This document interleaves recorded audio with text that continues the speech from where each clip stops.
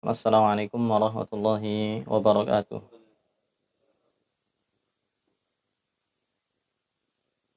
Alhamdulillahi hamdan katsiran tayyiban mubarakan fih kama yuhibbu rabbuna wa yarda. Wa asyhadu an la ilaha illallah wahdahu la syarikalah wa asyhadu anna Muhammadan abduhu wa rasuluhu la nabiyya wa la rasula ba'dah. Allahumma 'allimna ma yanfa'una wanfa'na bima 'allamtana wa zidna ilman ya rabbal alamin. Kaum muslimin yang dimuliakan oleh Allah Subhanahu wa taala, saudara-saudara sekalian yang semoga Allah senantiasa memberikan kita taufiknya. Puji syukur kepada Allah senantiasa kita panjatkan kehadiratnya atas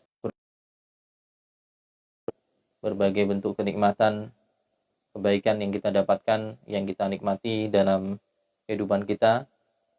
Pasti sangat patut untuk kita syukuri. Patut untuk kita syukuri dengan meyakini hal tersebut datang dari Allah Subhanahu wa taala sebagai Ar-Razzaq yang Maha memberi rizki kepada kita semua.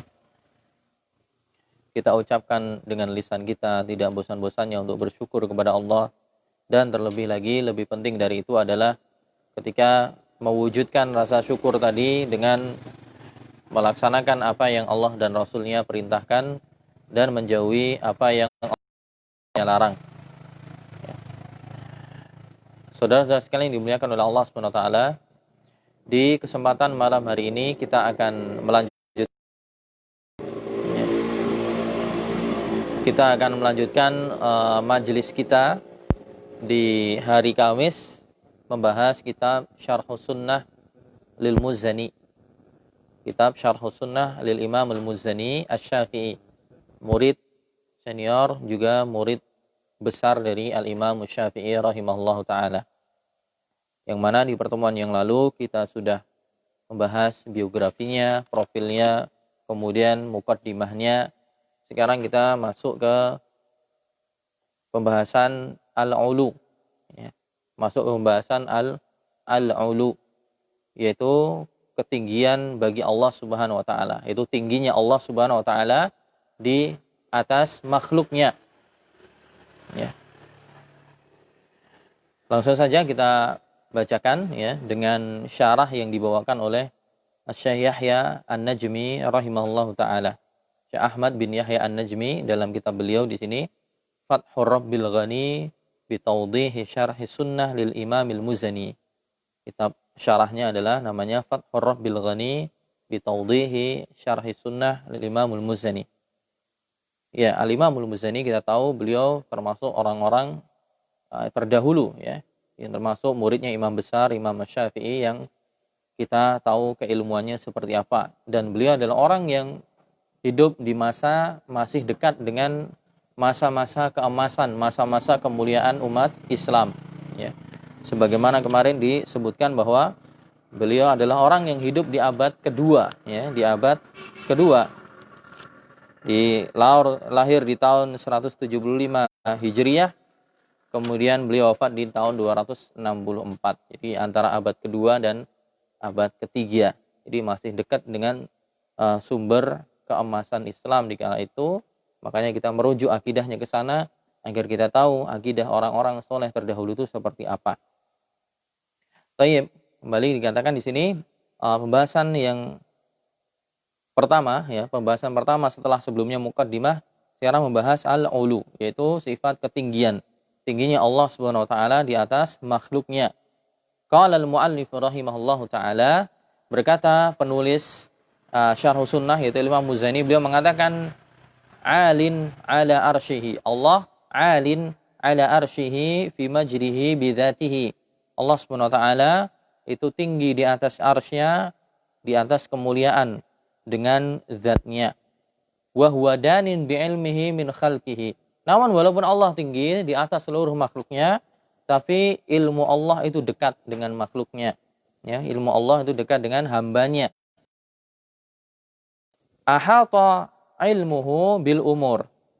Ilmunya Allah Subhanahu wa taala meliputi semua perkara, semua hal.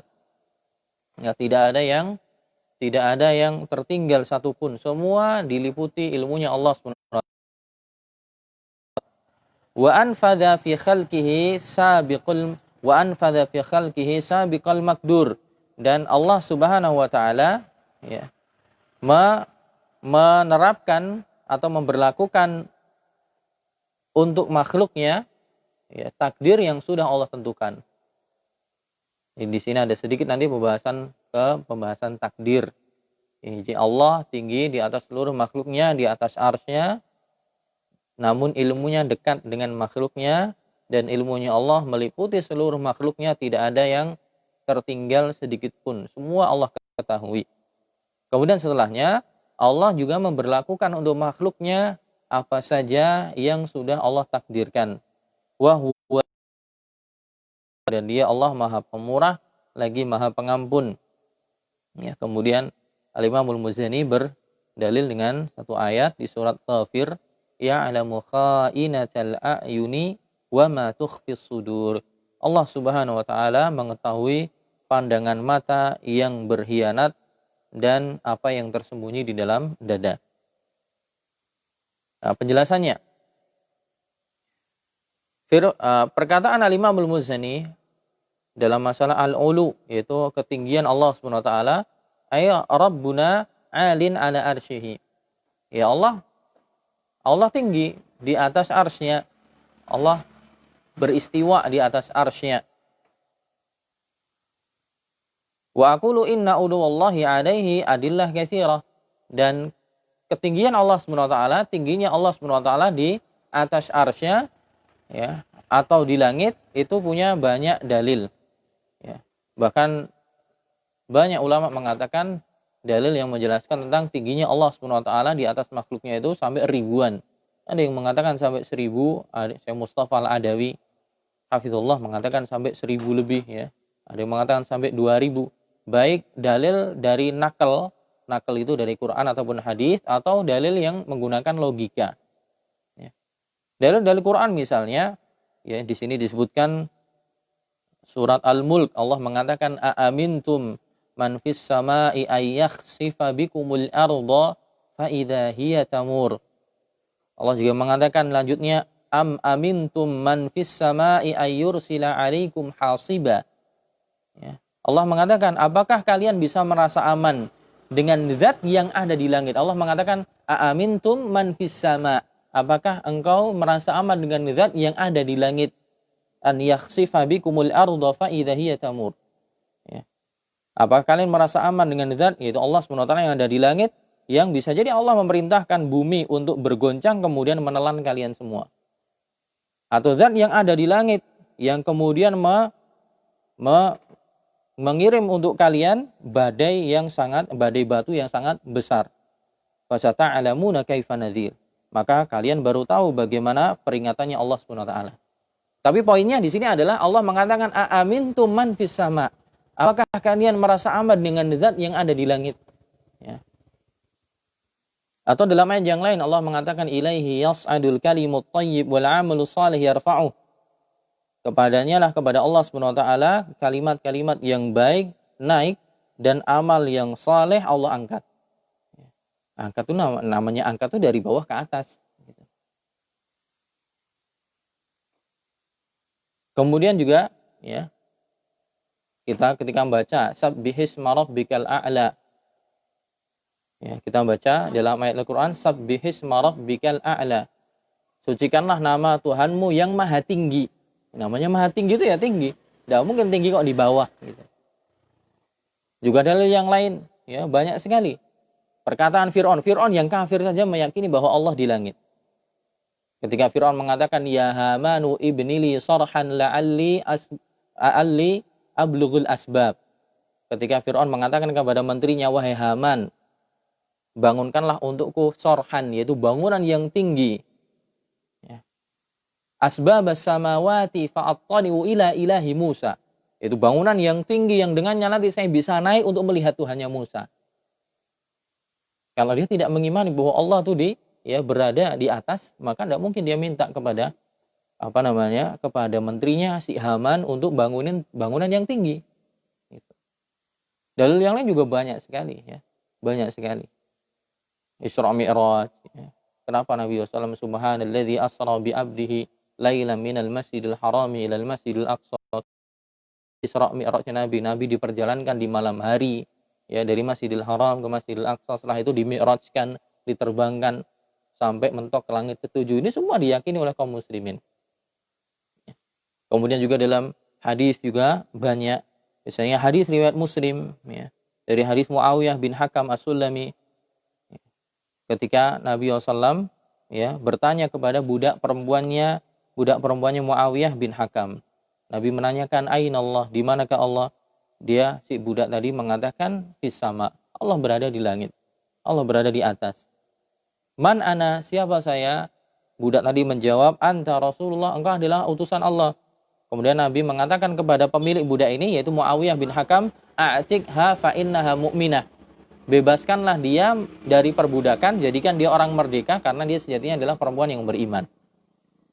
Dan masih dalil banyak yang lain, ya, kita secara fitrah kalau kita berdoa kita angkat tangan ke atas. Bahkan orang-orang kafir, ya, pemain bola, pemain olahraga, kalau mereka dapat prestasi, mereka mencetak gol, mereka menengadahkan tangannya melihat ke langit. Ini semua dalil yang banyak sekali, tadi katanya para ulama bahkan sampai 1000-an lebih, ya. Tapi nyatanya orang-orang yang akalnya bermasalah, logikanya bermasalah, dan masalahnya mereka itu sebenarnya kalah diawali mereka menyamakan Allah dengan makhluk, gitu. Akalnya sudah bingung dulu. Ketika Allah kok di atas arsy, berarti Allah butuh arsy, berarti Allah butuh makhluk. Ya. Kata Allah di atas arsy, berarti Allah dilingkupi oleh tempat. Ya. Nanti kemudian Allah, misalnya Allah turun, berarti Allah berada di dalam langit. Gimana masuk langitnya lebih gede dari Allah? Akhirnya kemudian bundet dewe, pusing sendiri. Akhirnya semua ayat yang berkaitan dengan Allah di atas ditakwil. Bayangkan misalnya 1000 dalil ditakwil semua, nak bingung. Hanya malah pusing sendiri. Padahal hal yang seperti ini dahulu tidak pernah diperdebatkan oleh para sahabat, ya. Sebagaimana Ibnul Qayyim menjelaskan, ayat-ayat tentang sifat itu zaman sahabat itu tidak pernah diperdebatkan, ini harus seperti ini harus seperti ini. Makanya sebagaimana sebelumnya kita bahas, ketika Imam Malik ditanya, Ar-Rahmanu 'alal arsy istawa, Allah beristiwa di atas arsy, itu bagaimana? Maka Imam Malik sampai kemeringat. Imam Malik menundukkan wajahnya, pusing, kemeringat. Dia marah. Kenapa? Karena yang seperti ini tidak pernah ditanyakan sebelumnya, gitu. Ya. Jadi Allah SWT tinggi di atas seluruh makhluknya, ya. Ba'in minhum, terpisah dari bidzatihi wa huwa ma'ahum bi ilmihi. Tapi Allah bersama kita, maksudnya ilmunya. Ma'iyatul ilmi, ya, kebersamaan secara ilmu. Ilmunya meliputi seluruh makhluknya. Jadi dia tinggi di atas arsy-Nya, wa huwa danin bi ilmihi, tapi ilmunya dekat dengan makhluknya. Allahu muttali'un ala ibadihi. Jadi Allah memperhatikan, melihat seluruh hambanya. Ya'lamu waswas as-sudur. Bahkan Allah sampai mengetahui waswas yang muncul di setiap dada kita, ya. Was-was yang muncul di hati kita, ya. Makanya Allah mengatakan, walaqad khalaqnal insana wa na'lamu ma tuwaswisu bihi nafsu. Dan kami telah menciptakan manusia dan kami mengetahui, ya, apa yang menjadi was-was dalam hatinya. Rabu ilaihi min hablil warid. Bahkan kami lebih dekat dengannya daripada urat nadinya. Ini Allah SWT mengabarkan bahwa Allah melihat hambanya, melihat seluruh makhluknya, bahkan Allah mengetahui was-was dirinya. Kedekatan di sini maksudnya kedekatan ilmu, ya, bukan tidak harus berkonsekuensi kedekatan secara zat, ya. Kedekatan secara zat itu maksudnya kedekatan secara pribadi, maksudnya kalau kita di sini maka Allah juga ikut. Tidak, tapi maksudnya adalah ilmunya. Maka misalnya dalam ayat yang kadang dijadikan dalil oleh mereka-mereka yang Allah itu ada di mana, mereka memakai misalnya ayat di surat Al-Mujadilah, ma yakunu min najwa thalathatin illa huwa rabi'uhum. Tidaklah ada pembicaraan yang rahasia dari 3 orang kecuali, atau dari 3 orang kecuali Allah yang keempatnya. Wala khamsatin illa huwa sadisuhum. Dan tidaklah ada pembicaraan yang rahasia dari 5 orang kecuali Allah yang 6-nya. Wala adna min dzalika wala aktsara, dan tidak kurang dari itu jumlahnya atau lebih dari itu, ya, illa huwa ma'ahum aina makanu, melainkan Allah bersama mereka dimanapun mereka berada. Allah bersama mereka dimanapun mereka berada. Nah, dari sinilah kemudian orang-orang keliru kadang memahami, oh berarti Allah di mana-mana. Nah, berarti siapapun berada di tempat mana, di situ ada Allah. Makanya dulu sampai ada apa? Ada sinetron ya zaman dulu, mungkin di bawah tahun 2010 atau kurang dari itu, ada judul sinetronnya Allah di mana-mana. Ya, maksudnya di mana-mana di sini kita secara ilmu, ya, secara ilmunya. Ya, secara ilmunya Allah, kekuasaannya Allah. Demikian yang dimaksudkan oleh para ulama. Ahata ilmuhu bil umuri wa anfadha fi khalqihi sabiqal maqdur. Jadi ilmunya Allah Subhanahu wa taala meliputi seluruh perkara, seluruh hal, dan Allah memberlakukan untuk makhluknya takdir yang sudah ditetapkan. Wa huwal jawwadul ghafur, dan dia Allah Subhanahu wa taala adalah zat yang lagi maha pengampun. Ya'lamu kha'inatal a'yuni wa ma tukhfis sudur. Allah mengetahui kerlingan mata-mata yang berkhianat, dan apa yang tersembunyi di dalam dada. Mata yang berkhianat itu gimana? Nah, lirik-lirik mata yang berkhianat itu ketika seseorang bertamu ke rumahnya orang lain, ternyata orang lain itu atau temannya yang dia bertamu kepadanya punya istri misalnya atau punya anak perempuan. Ya. Kemudian dia bertamu, pas misalnya istrinya datang dari luar atau anak perempuannya datang dari luar, kesannya apa? Dia menundukkan pandangan. Kemudian pas dia sudah mulai masuk, dia kemudian nengok, ngelirik.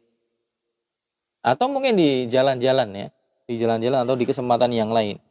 Ketika pas berpapasan, mungkin tidak memandangnya, tapi ketika sudah berpaling, kemudian ngelirik, ya. Nah, ini maksudnya Allah mengetahui mata yang berkhianat dan apa yang atau kerlingan mata dan apa yang tersembunyi di dalam. Nah, kemudian beliau Syekh Ahmad Yahya An-Najmi mengatakan hadhihi aqidatu ahli sunnah wal jamaah. Demikianlah akidahnya ahlu sunnah wal jamaah, bahwa mereka meyakini bahwa Allah berada di atas seluruh makhluknya, yaitu di atas arsy-Nya. Setelah arsy gak ada makhluk yang lain, yang ada hanya Allah Subhanahu wa taala. Ya. Setelah arsy gak ada lagi makhluk yang lain. Jadi Allah berada di atasnya. Wa annahu ma'a khalqihi bi'ilmin. Tapi Allah bersama kita dengan ilmunya, dengan pengetahuannya. Wa annahu qadahu fi wa anna qada'ahu fihim nafid, dan takdir Allah, qada'nya Allah Subhanahu wa taala berlaku untuk makhluknya. Yahdi man yasha bi fadli, Allah berikan petunjuk ya kepada hambanya dengan karunia yang Allah berikan. Wa yudhillu man yasha bi adli, dan Allah menyesatkan dari sebagian hambanya dengan penuh keadilannya. Jadi ada Allah tidak kemudian menzalimi orang, misalnya ada orang yang tersesat, dan nanti akan dibahas di masalah takdir. La yus'alu amma yaf'alu wa hum yus'alun. Dan Allah tidak dipertanyakan untuk Allah apa yang Allah lakukan. Yang ditanya adalah kita. Jadi kenapa Allah kok gini sih? Kenapa Allah kok gitu? Allah tidak dipertanyakan kenapa. Ya Allah, kenapa sih kok gini? Ya. La yus'alu amma yaf'al wa hum yus'alun. Tapi hambalah yang nanti akan ditanya. Ya. Allah berbuat demikian itu hanya Allah Subhanahu wa taala sebagai pencipta, sebagai pemilik kita. Tapi perbuatan Allah semuanya adalah adil. Ya, tidak ada yang kemudian Allah berbuat zalim. Ya. Dan nanti akan dibahas di bab berkenaan dengan takdir di pembahasan selanjutnya. Baik, jadi poin paling inti di sini adalah bahwa Allah itu berada di atas seluruh makhluknya. Allah beristiwa di atas arsy. Ya. Setelah arsy tidak ada makhluk yang lain. Ya. Baik, kemudian kita membahas tentang al-qada'u wal qadar.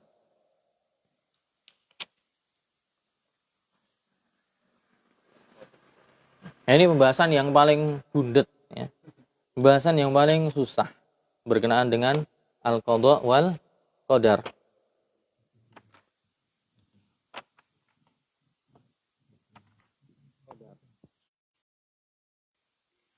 Baik.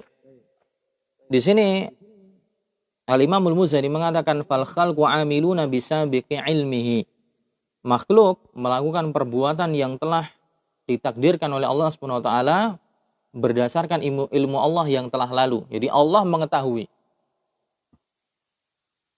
Jadi apa yang terjadi sekarang, apa yang telah terjadi, apa yang sedang terjadi, yang akan terjadi, yang tidak terjadi, bagaimana itu kalau terjadi, itu semua sudah berjalan dari takdir Allah Subhanahu wa taala.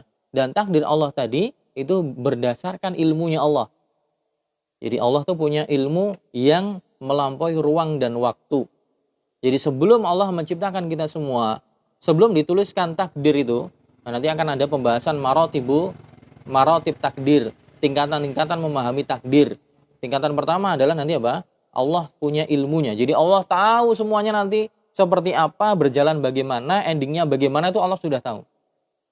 Ya. Nanti akan ada pembahasannya insyaallah. Nah, jadi di sini bahwa makhluk itu melakukan perbuatan yang telah ditakdirkan berdasarkan ilmu Allah yang sudah Allah tahu sebelumnya, sebelum semua makhluk ini ada. Wa nafiduna lima khalaqahum lahu min khairin wa syarrin. Ya. Dan mereka melaksanakan apa yang telah Allah ciptakan bagi mereka, entah itu berupa kebaikan atau berupa keburukan. Ya. Jadi baik buruk itu Allah yang ciptakan. Tapi tidak semua yang Allah ciptakan kemudian Allah meridhoi itu. Yang Allah ridhoi yang hal-hal yang baik-baik. Yang tidak baik-baik itu tidak Allah ridhoi, tapi mau nggak mau harus ada. Ya. Mau tidak mau harus ada. Nah, itu nanti yang namanya iradah kauniyah qadariyah. Ada nanti iradah syar'iyah, ada iradah kauniyah syar'iyah. Jadi ada hal yang mau tidak mau harus ada sebagai konsekuensi dari kehidupan ya alam semesta ini. Harus ada, tapi bukan berarti kemudian ada perkara yang buruk Allah itu menghendaki. Ya. Menginginkan hal itu, enggak. Ya, tapi Allah kehendaki itu harus ada. Tapi tidak semua kemudian diridhoi dan dicintai. Jadi para makhluk melakukan perbuatan yang telah ditakdirkan berdasarkan ilmu Allah dan mereka melaksanakan apa yang telah Allah ciptakan bagi mereka. Entah itu berupa kebaikan ataupun keburukan. La yamlikuna li anfusihim minat ta'ati naf'an wa la yajiduna ila sarfil ma'siyati an hadaf'an. Mereka tiada memiliki kuasa untuk diri mereka untuk melakukan ketaatan dan tiada memiliki upaya untuk menolak kemaksiatan. Nanti kan ada mana? Baik, takdir itu bagian dari rukun iman atau Islam. Iman, ya. Antu mina billahi wa malaikatihi wa kutubihi wa rasulihi wal yaumil akhir wa tu'mina bil qadari khairihi wa syarrihi. Iman yang ke-6, yang terakhir. Engkau mengimani tentang takdir, entah itu baik atau buruk. Ya. Dan seluruh hal yang ada di alam semesta ini, Allah ciptakan semuanya ada takdirnya. Allah mengatakan, inna kulla syai'in khalaqnahu biqadar. Sungguhnya segala hal apa saja kami ciptakan, itu Allah ciptakan ada takdirnya. Allah juga mengatakan wa khalaqa kulla syai'in wa qaddarahu taqdira. Dan Allah menciptakan segala sesuatu, baik itu makhluk plus juga amalannya. Ya, dan Allah tentukan takdirnya. Ya.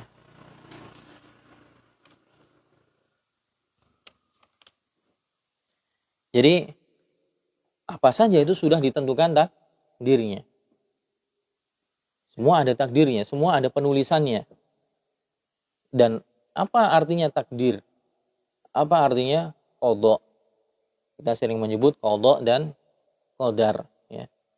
Dua kata ini ada persamaan, ada juga perbedaan. Ya. Adapun al-qadha itu adalah ma qadha bihillahu ta'ala, ya, ma qadallahu bihi ta'ala fi khalqihi min ijadin au i'damin au taghyirin.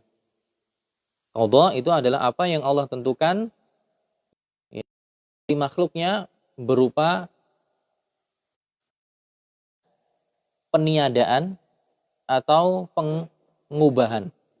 Apa yang Allah tentukan untuk makhluknya, apa yang Allah tentukan untuk makhluknya berupa pengadaan, ya, pengadaan makhluk penciptaan, ya, au i'dam atau peniadaan yang menjadi tidak ada, au taghyir atau perubahan. Jadi apa yang Allah tentukan untuk makhluknya berupa ya, pengadaan makhluk, ya, entah manusia atau yang lainnya, au idam atau peniadaan menjadi tidak ada, au taghyir atau berupa perubahan. Ada qadar, yaitu ma qaddarahullahu fil azal an yakuna binaan ala ilmihi sabiq bil asya'i qabla kauniha wa kitabatihi laha wa masyiatihi laha qabla khalqiha. Kalau takdir itu adalah apa yang Allah tentukan fil azal. Apa yang Allah tentukan sejak zaman azali. Apa itu zaman azali? Zaman azali itu adalah zaman pertama sebelum adanya semuanya ini. Namanya azali. Sejak lama dahulu. Itu apa yang Allah tentukan sejak semuanya, sebelum sebelum ini semua alam semesta ini ada. Jadi jauh-jauh hari sebelum semuanya ini ada, apa yang Allah tentukan di zaman azali. Zaman permulaan, zaman yang sangat lama dahulu sebelum semuanya ini ada. Untuk apa? Ya. Apa yang Allah tentukan sejak zaman azali yang kelak akan menjadi ada atau yang kelak akan terjadi. Jadi apa yang Allah tentukan sejak zaman azali yang kelak akan ada. Jadi Allah tentukan jauh-jauh hari yang kelak nanti hal-hal ini akan ada. Binaan ala ilmihi sabiq bil asya. Ya, Allah menentukan itu semua dilandasi dari pengetahuan Allah yang sebelumnya. Maksudnya Allah sudah tahu itu semua nanti akan kayak gini nih. Allah akan menciptakan makhluk seperti ini, ada malaikat, ada manusia, ada jin, dan masing-masing punya karakter seperti ini. Yang malaikat nanti karakternya adalah dia akan senantiasa taat. Nah, nanti ke depannya kalau diciptakan nanti akan seperti apa amalannya, amaliyahnya. Manusia, jin, mereka diciptakan, mereka punya sisi ketaatan, sisi keburukan, mereka diberikan diberikan ikhtiar, diberikan kesempatan untuk memilih, punya masyiah, punya kehendak. Kemudian Allah ciptakan yang lain juga hewan. Mereka cuma punya nafsu, nggak punya akal. Nah, kemudian dari situ nanti akan seperti apa ketika diutus oleh Allah Rasul, diturunkan kitab. Akan seperti apa itu Allah sudah tahu semuanya. Allah sudah tahu semuanya sampai endingnya, sampai nanti selesai hari kiamat, sampai selesai masuk surga aja, masuk neraka, Allah sudah tahu semua. Sebelum itu semua diciptakan. Nah, kalau Allah sudah tahu, kemudian baru nanti ditulis di Lauhul Mahfuz. Jadi saya ulangi, kalau qada itu adalah apa yang Allah tentukan ya, dari makhluknya berupa pengadaan atau peniadaan atau perubahan. Tapi kalau takdir adalah apa yang Allah tentukan untuk makhluknya sejak zaman azali yang kelak akan terjadi. Kelak akan terjadi ya, didasari atas ilmu Allah Subhanahu wa taala. Ilmu Allah akan hal-hal yang kelak nanti akan terjadi ya, sebelum ditulis ya, qabla kitab kauniha, sebelum itu ada, wa qabla kitabatiha, sebelum ditulis, wa qabla masyiatiha, sebelum Allah menghendaki, wa qabla khalqiha, sebelum diciptakan. Tidak tahu nih ya. Sebentar. Innal qada'a wal qadar mutabayyinan in ijtama'a wa mutaradifan in iftaraqa ala haddi qaulil ulama. Huma kalimatani in ijtama'ata iftaraqata wa in iftaraqata ijtama'ata. Fa idza qila hadha qadarullah fa huwa shamilun lil qada'. Amma idza dzukira jami'an fa likulli wahidin minhu ma'na. Fa taqdiru huwa ma qaddarahu Allah ta'ala fil azal an yakuna fi khalqihi. Jadi takdir adalah apa yang Allah tentukan fil azal, di zaman azali, yaitu zaman semuanya sebelum ada semuanya, yang kelak akan ada untuk makhluknya. Adapun qada adalah apa yang Allah tentukan untuk makhluknya berupa pengadaan, kemudian peniadaan atau perubahan. Wa ala hadza yakunu takdir sabiqan. Jadi dari pengertian yang dua yang berbeda tadi, berarti takdir dengan qada itu berbeda. Takdir lebih dulu. Ya. Takdir lebih dulu. Dari pengertian tadi, maka takdir dan qada itu maknanya berbeda. Kalau dua-duanya sama, hal yang Allah tentukan. Tapi untuk takdir itu Allah tentukan sejak zaman azali. semenjak semuanya belum ada. Nanti akan begini, nanti akan begitu, nih seperti ini, seperti itu. Allah tentukan. Ya. Adapun qadha itu juga sesuatu yang Allah tentukan, tapi nanti ketika kemudian sambil berjalan penciptaan, oh ini kemudian ini ada, ini jadi gak ada, ini berubah, dan seterusnya. Antum tanya apa? Contohnya? Contoh gimana maksudnya?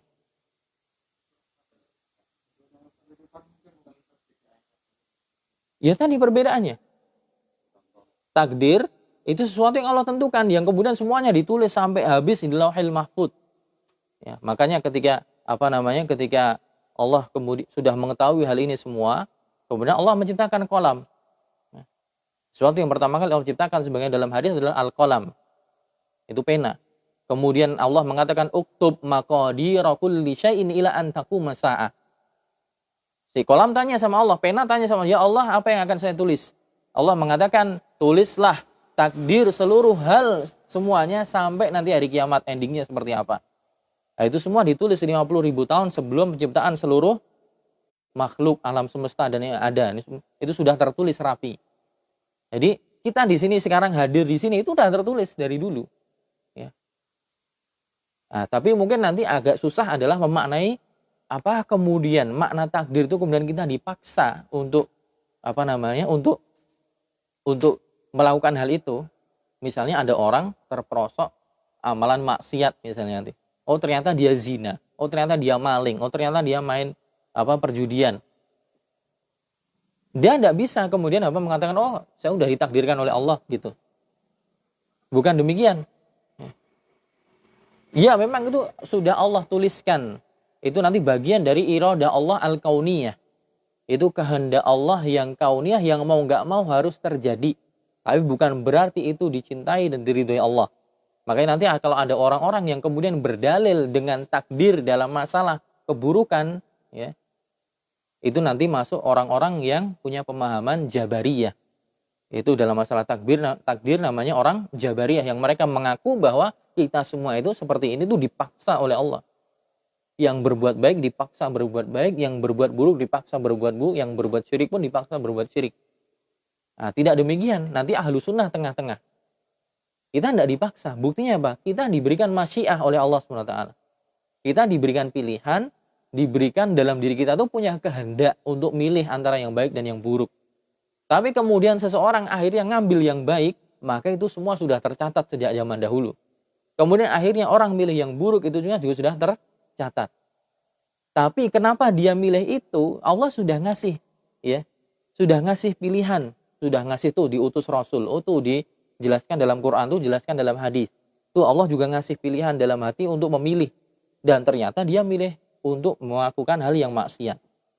Sebaliknya ini memilih untuk hal yang baik.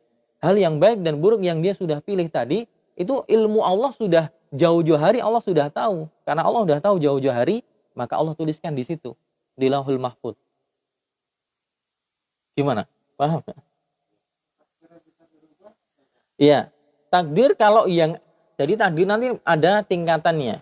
Nanti dalam kitabah, ya. Tingkatan kedua dalam memahami takdir.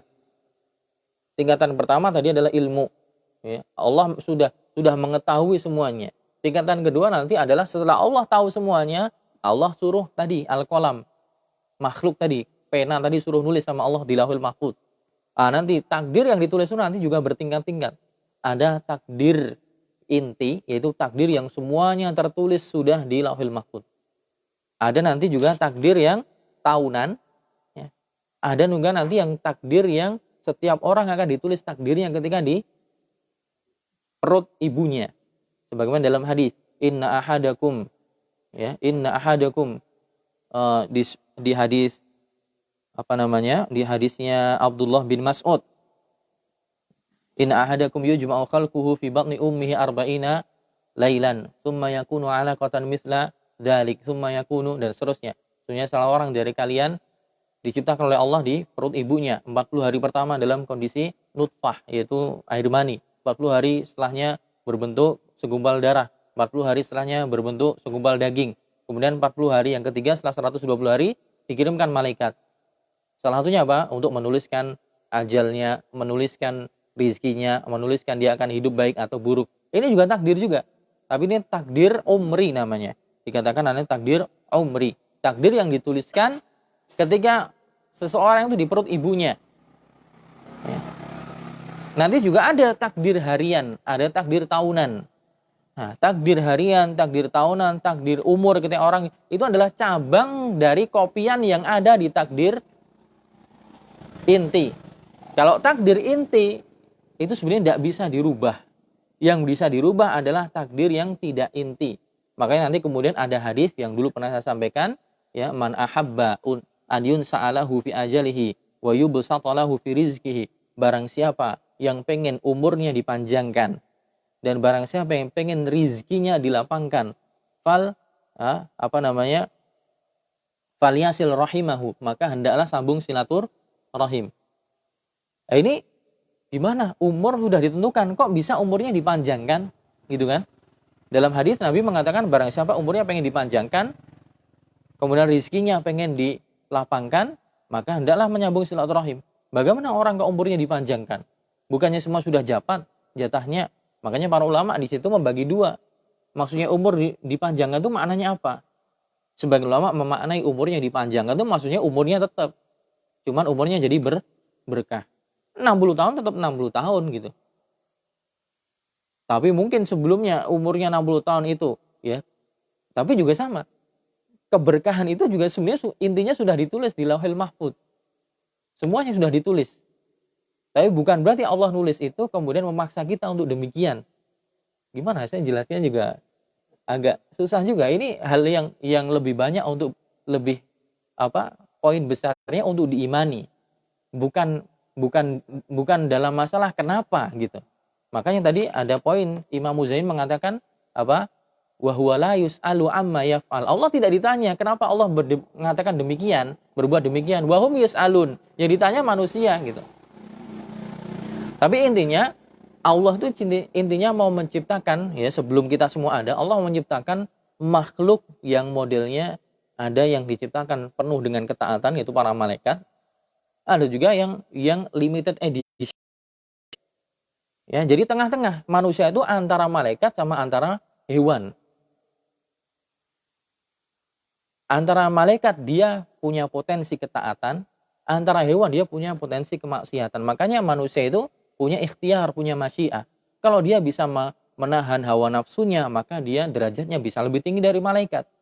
Tapi kalau dia tidak bisa mengalahkan hawa nafsunya, justru berperilaku seperti binatang, ya, maka dia bisa lebih parah dari binatang gitu. Jadi dia punya sisi positif, sisi negatifnya. Nah, di sini kemudian Allah ngutus Rasul. Allah mengurunkan kitab-kitab sebagai ujian gitu. Sebagai ujian. Tapi mau nggak mau dari ujian itu harus ada yang soleh, harus ada yang tidak soleh. Harus ada yang lulus, harus ada yang tidak. Nah, lulus dan tidaknya ini nanti namanya iradah kauniyah. Hal yang mau nggak mau harus terjadi.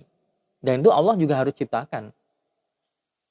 Tapi Allah tentunya mengendaki kita semua masuk surga gitu. Sama seperti gini loh. Kita kan sekolah semua ya, banyak sekolah.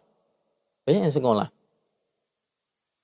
Di sekolah itu kita belajar, diajari guru, ya, diajari guru udah dijelasin, dikasih materi gitu. Dan ada ujian akhir. Guru itu bisa aja menjadikan seluruh muridnya itu lulus. Ya.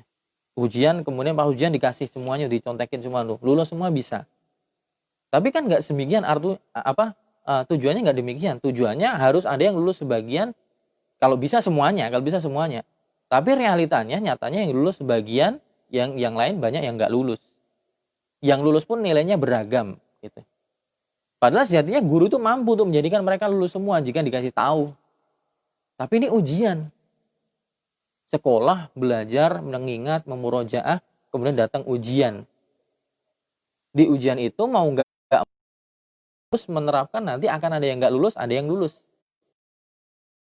Guru tentu menyukai yang lulus kan, gitu. Nah, saya memberikan gambaran ini seperti itu ya. Walillahil matsalul a'la. Kita nggak menyamakan Allah dengan makhluk, tapi gambaran perbuatannya itu kurang lebih kayak gitu. Jadi Allah juga sama. Allah memberikan ujian tuh, kita di dunia itu darul ibtilah, ujian.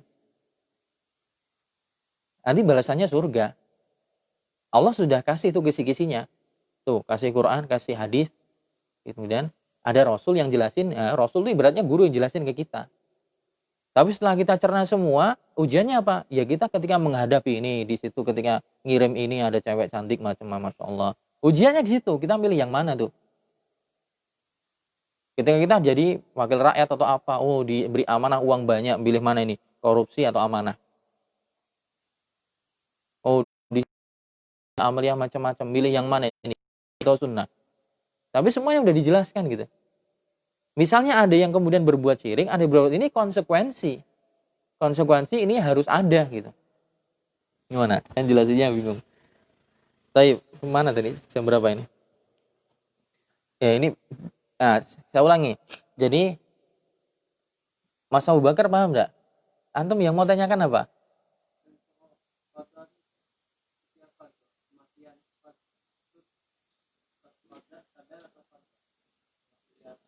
Qadha dan qadar itu kalau dia disebutkan terpisah, ya, disebutkan terpisah, maka qadha bisa dimaknai qadar, qadar bisa dimaknai qadha. Tapi kalau dia disebutkan dalam satu bebarengan, maknanya berbeda. Seperti sama iman sama Islam, fakir sama miskin. Kalau orang menyebutkan, kita menyebutkan dalam Quran, dalam hadis ada kata fakir, maka fakir itu masuk juga di situ miskin. Tapi kalau fakir sama miskin disebutkan bebarengan, maka maknanya beda. Fakir itu lebih parah dari miskin. Fakir itu orang yang tidak bisa memenuhi kebutuhan hidupnya. Ya. Dan dia cuma bisa dapat penghasilan persen. Dia butuh per bulan 1 juta, tapi penghasilannya di bawah 500 ribu. Itu fakir. Miskin, dia butuh 1 juta, tapi penghasilannya 500 ribu ke atas, tapi nggak sampai 1 juta. Lebih mendingan miskin. Kalau disebutkan fakir miskin bareng, maka maknanya beda. Kalau disebutkan sendiri-sendiri, miskin sendiri, fakir sendiri, maka maknanya sama. Si fakir ya miskin, miskin ya fakir. Sama dengan iman dan Islam. Ketika disebutkan iman dan Islam bareng, maka iman dan Islam bareng, seperti dalam hadis Jibril, maka iman itu berkaitan dengan apa yang berkaitan dengan ideologi. Antum minabillah wa malaikati wa kutubi wa rusulihi. Tapi kalau disebutkan Islam tadi bareng dengan iman, maka Islam berkaitan dengan amaliyah. Salat, syahadat, puasa, ya kan? Tapi kalau disebutkan sendiri-sendiri, Allah menyebutkan Islam sendiri, iman sendiri, maka masuk di situ dua-duanya. Misalnya Allah mengatakan innad dina indallahil Islam. Sesungguhnya agama di sisi Allah adalah Islam. Apakah yang dimaksud Islam ini cuma syahadat, puasa, zakat, haji? Tidak. Masuk di situ juga apa? Iman kepada Allah, kepada Rasul, kepada malaikat, dan seterusnya. Nah, sama qadha dan qadar. Kalau disebutkan qadha saja, maka maknanya juga di situ qadar. Kalau disebutkan qadar saja, maknanya di situ qadha. Tapi kalau disebutkan qadha dan qadar, maka takdir atau qadar itu sesuatu yang Allah tentukan sejak zaman azali. Sejak sebelum zaman semuanya belum ada. Yang Allah tentukan nanti hal-hal ini akan terjadi. Hal-hal ini akan terjadi dilandasi dari ilmu Allah yang sudah mendahului semuanya. Allah sudah tahu. Ya. Ngapunten, ibarat ya. Ibarat tentang film apa yang jenengan sukai atau pernah dilihat? Wiro Sableng lah gitu. Nah, dulu yang lihat Wiro Sableng sudah sampai tamat, gitu kan? Sudah sampai tamat. Wiro Sableng seperti itu. Nah, wallah alam mempermisalkan seperti ini benar apa keliru ya? Tahu sampai tamat, dia akan tahu. Ya Wiro Sableng kisah episode 1, 2, 3 itu nanti kayak gitu. Akan terjadi seperti itu gitu. Tidak tahu ini saya benar nggak memberikan permisalan, boleh nggak seperti itu? Jadi Allah tuh bukan seakan-akan, memang Allah sudah tahu. Nanti dari zaman pertama Nabi Adam di surga, sampai Nabi Adam diturunkan di dunia, Adam, Idris, Nuh, Hud, Shaleh, dan seterusnya, sampai nanti di akhir zaman selesai, itu Allah sudah tahu semua gitu. Tapi pengetahuan Allah itu belum ada penciptaan, belum ada penulisan, tapi Allah sudah tahu. Setelah Allah tahu semuanya, itu dicatat tuh di Lauhil Mahfuz. Setelah dicatat, maka dilihat urutannya. Oh, urutan pertama dari ilmu Allah tadi, Allah mengetahui bahwa sekarang Allah nanti akan menciptakan iblis, menciptakan Adam, diciptakan tuh berjalan bergulir sampai sekarang. Sampai yaumul kiamah itu semua didasari atas ilmu Allah yang mendahului semuanya. Itu takdir. Jika apa? Dia digabung dengan qadha. Kalau qadha berarti apa? Bagaimana pengertian tadi adalah apa yang Allah tetapkan berkaitan dengan makhluknya min ijad berupa pengadaan atau berupa peniadaan atau berupa perubahan. Ya tadi mungkin pengadaan atau peniadaan misalnya orang mati. Ya, itu qadha-nya Allah Subhanahu wa taala. Atau takdir, perubahan. Ya, perubahan ya tadi seperti dalam hadis tadi, orang yang gemar silaturahim akan diperpanjangkan umurnya. Ada yang mengatakan diperpanjangkan umurnya, maksudnya berkahnya diperbanyak. Ada yang mengatakan umurnya memang diperpanjang, tapi umurnya diperpanjang dalam catatan malaikat. Itu takdir yang ada di catatan malaikat, yaitu takdir umur ketika makhluk masih di perut ibunya. Malaikat sebelumnya nyatat tuh 55 tahun karena dia lahir silaturahim, sering silaturahim catatannya dirubah jadi 60 tahun. Tapi sejatinya 55 menjadi 60 itu semua juga sudah ditakdirkan, sudah tertulis di Lauhil Mahfuz bahwa Allah menuliskan di situ orang ini ya rajin agama, dia baik hati. Awal mula ditakdirkan 55 tahun karena dia kemudian baik lahir silaturahim kemudian dirubah jadi 60 tahun. Itu juga sudah tertulis di catatan inti di Lauhul Mahfuz. Nah, gimana? Gitu ya.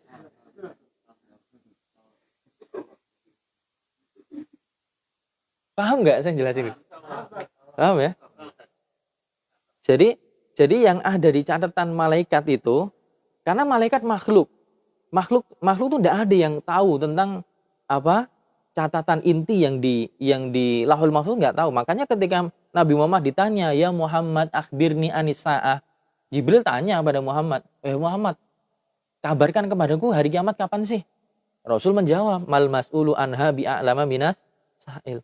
Yang ditanya tentang itu nggak lebih tahu dari yang bertanya. Jadi Nabi Muhammad sama Jibril alaihi wassalam nggak tahu kiamat mana. Ini menunjukkan bahwa catatan inti di Lauhul Mahfuz itu nggak ada yang tahu. Kolamnya tahu lah. Kolamnya tahu. Atas izin Allah Subhanahu wa taala. Tapi malaikat yang diutus Allah, karena malaikat itu udah banyak. Yang diutus tadi nyatetin takdir orang di perut ibunya. Nah, dia sebatas takdir yang dia tahu itu, ya catatan dia aja. Tapi dia tidak tahu catatan intinya sebenarnya di Lauhul Mahfuz kayak apa. Nah, yang para ulama mengatakan yang berubah itu umurnya adalah yang catatan malaikat tadi. Jadi malaikat kemudian dikabari sama Allah tuh panjangkan umurnya misalnya gitu. Nah, ini dirubah. Tapi sejatinya perubahan di sini itu sudah Allah catat sebelumnya di Lauhul Mahfuz.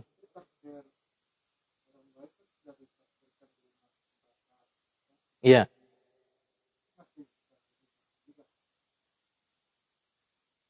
Jadi sebenarnya takdir itu tadi kembali ke tadi pembahasan nanti saya belum masuk di sini, saya belum masuk. Masuk ke mana? Nanti marotibul qadar. Tingkatan-tingkatan bagaimana memahami takdir. Bagaimana memahami takdir? Pertama ilmu. Kita harus meyakini Allah punya ilmu. Ilmu Allah itu Allah mengetahui ma yakun wa ma lam yakun wa ma kana wa ma lam yakun wa ma kana wa ma lam yakun law kana kaifa yakun. Allah tuh mengetahui apa yang sudah berlalu dan apa yang sedang berlalu dan apa yang itu berlalu. Jadi Allah mengetahui itu semua. Poinnya adalah ilmu Allah itu tidak seperti manusia. Jadi ketika Allah menciptakan manusia itu, Allah tahu bahwa manusia ini akan Allah disangoni. Bahasa Indonesianya apa? Disangoni. Dibekali. Allah akan menciptakan di manusia, jin. Allah akan membekali dari manusia dan jin ini sifat demikian dan sifat demikian. Fa'alhamaha fujuraha wa taqwaha. Allah akan mengilhamkan pada dia, manusia itu sifat fujur dan sifat takwa. Jadi dia punya 50-50. Iya, dia akan dibekali oleh Allah antara hawa nafsu, syahwat, tapi juga potensi dapat petunjuk. Lebih terangnya agar mereka dapat masuk surga, tuh Allah kirim Rasul. Allah kirim Rasulnya punya kitab, ngajarin mereka. Tapi di sisi lain mereka ada ujian. syahwat, judi, kekuasaan, ya, tunduk kepada jin, syirik. Dari semua hal-hal yang dibekalkan oleh Allah kepada makhluk ini, Allah juga tahu ini orang nanti ketika dapat ujian ini nanti akan milih yang mana, itu Allah sudah tahu. Ketika Allah kitab ini nanti udah tahu. Pengetahuan Allah yang sudah meliputi semuanya ini dicatatlah di Lauhul Mahfuz. Jadi bukan berarti si orang nanti itu pada sesuatu karena Allah paksa, enggak. Buktinya apa? Allah sudah ngutus Rasul, sudah ngutus para nabi, Allah ngasih kitab. Cuman memang dalam diri manusia itu ditanamkan tuh tadi dua potensi antara pengen baik atau pengen buruk. Kita diberikan kehendak. Wa ma tasya'una illa an yasha Allahu rabbul alamin. Dan tidaklah kalian berkehendak, melainkan Allah juga berkehendak. Poinnya adalah di sini Allah memberikan kita kehendak. Buktinya apa? Bahwa kita nggak dipaksa. Ya saya suruh jenengan aja mas. Besok di sumur masuk. Buktinya berarti jenengan punya kehendak untuk milih gitu. Nah, makanya ketika seorang dihadapkan ya dalam antara berbuat baik berbuat buruk, ya, kemudian kita milih yang mana, itu semua Allah sudah tahu dan itu sudah tercatat. Saya tidak tahu bagaimana cara terbaik menjelaskan tentang pembahasan qada dan qadar gitu. Karena saya sendiri juga bundet juga kadang memahami itu gimana. Makanya dosen saya dulu Dr. Malik Hussein Sya'ban, dalam masalah takdir itu memang kita tidak boleh menanyakan kok bisa gini, kok ngene, kok gitu. Ya, itu diimani. Intinya Allah itu sudah tahu semuanya. Allah tuliskan, kemudian Allah berkehendak, kemudian Allah ciptakan. Berjalanlah makhluk ini. Mati, hidup, ganti, mati, hidup. Sampai ending yaumil qiyamah. Sampai masuk surga, masuk neraka. Dan itu semua, la yadzlimu rabbuka ahada. Dan jelas, kaidahnya adalah Allah tidak menzalimi seorang pun di antara kalian. Jadi Allah adil, seadil-adilnya. Nah ini nanti menjadi bantahan untuk Jabariyah yang mengatakan Allah memaksa kita semua untuk berbuat ini dan berbuat itu. Tapi Allah bantah itu. Nyatanya kita punya kehendak. Gitu. Nah, nanti akan ada pembahasan agak detailnya nanti mungkin di pertemuan yang akan datang. Anda tahu, ada yang pernah belajar takdir?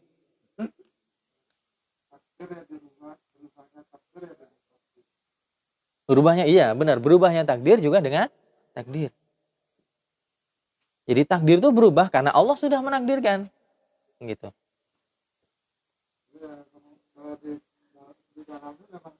Sulit. Karena akal kita tidak nyampe. Dan memang itu haknya Allah. Makanya Allah tidak ditanya tentang kenapa kok demikian. Yang ditanya itu kita. Kenapa kita begini gitu. Jadi nanti akan ada hadis Nabi SAW ketika melayat itu di kuburan. Kemudian Nabi mengatakan sesungguhnya setiap dari kita telah ditentukan siapa yang masuk surga, siapa yang masuk neraka. Kemudian sahabat mengatakan, ya Rasulullah afala nattaqil. Ya Rasulullah kalau sudah demikian, sudah ditentukan masuk surga mana, masuk neraka mana, ngapain kita beramal? Dalam riwayat yang lain, limadza na'mal? Kenapa kita beramal? Nabi mengatakan, i'malu fakullun muyassarun lima khuliqa lahu. Beramallah, bekerjalah, beribadahlah, semua akan dipermudah untuk tujuan dia diciptakan. Kemana dia akan mengarah? Benar, kita semua sudah Allah tentukan masuk surga siapa, neraka siapa. Tapi kita apa tahu? Kita kan tidak tahu kan? Berarti tuntutan yang dituntut untuk kita apa? Berarti kita dituntut untuk ibadah terus. Jangan putus. Semangat terus, jangan futur. Konsisten terus, jangan kemudian berhenti di tengah jalan. Gitu.